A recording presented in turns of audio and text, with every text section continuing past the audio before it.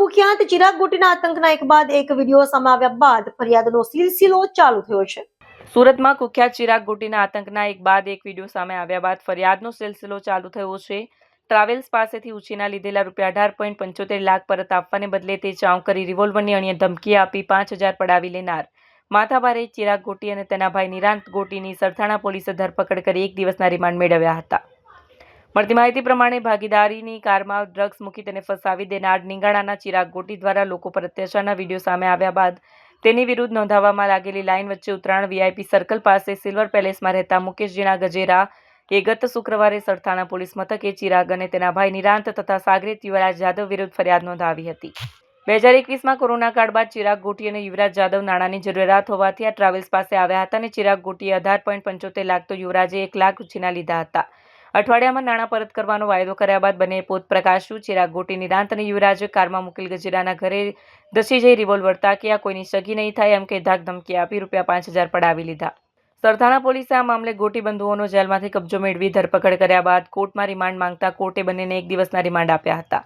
આજરોજ ચિરાગ ગોટી અને તેના ભાઈ નિરાંત ગોટીને દોરડાથી બાંધીને યોગી ચોક વિસ્તારમાં આવેલી તુલસી દર્શન સોસાયટી ખાતે લઈ જવાયો અને ઘટનાનું રિકન્સ્ટ્રક્શન કરવામાં આવ્યું, જે દરમિયાન મોટી સંખ્યામાં લોકો પણ હાજર રહ્યા હતા।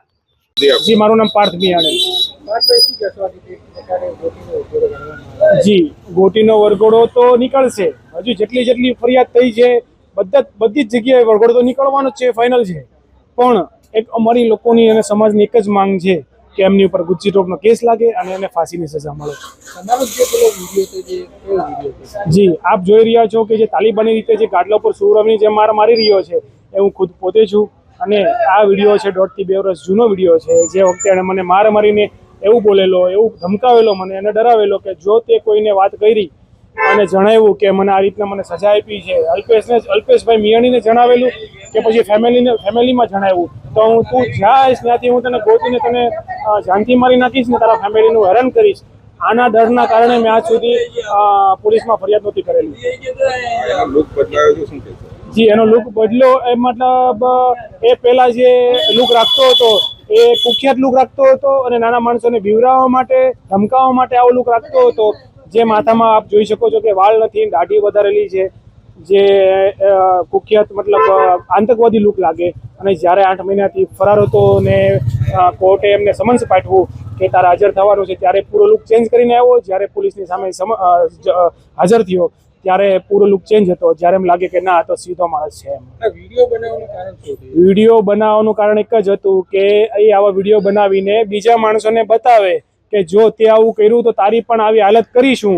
આ વિડીયો બતાવીને ડરાવી ધમકાવીને એના માટે આ વિડીયો બનાવતો હતો કે જે માણસોને બતાવીએ કે જો તે આવું ન કર્યું તો તારી આ હાલત થશે। જી, આપનું નામ? મારું નામ મુકેશ ગજેરા છે। આજે ચિરાગ ગોટી જેમણે અસંખ્ય લોકો સાથે ચીટિંગ કર્યા છે અને લોકોને દબાવ્યા છે અને ખંડણીઓ પણ લોકો પાસેથી ઘણી બધી લીધેલી છે।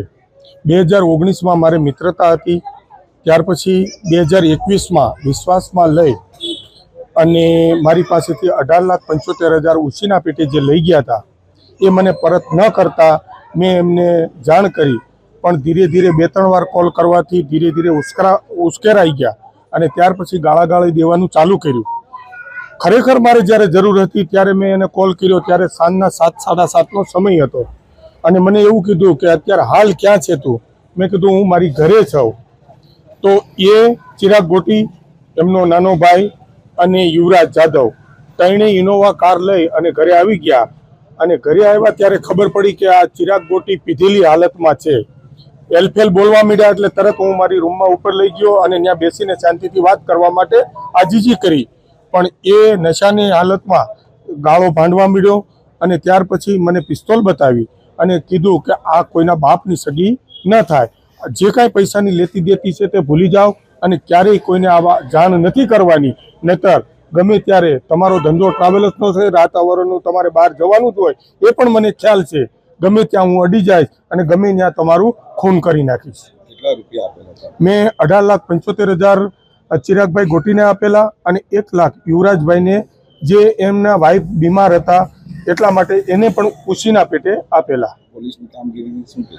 આજે જે પોલીસ કામગીરી કરી રહી છે એમનો ખૂબ ખૂબ આભાર માનીશ કે આજે જે અર્થતંત્ર અને પોલીસ કામગીરી ખૂબ ધન્યવાદ આપું છું કે આવા લુખ્ખા તત્વોને એમની ઓકાત બતાવે છે અને અર્થતંત્ર ઉપર તમામ સમાજને પૂરેપૂરો વિશ્વાસ બેસે એવા કાર્યો કરી રહી છે.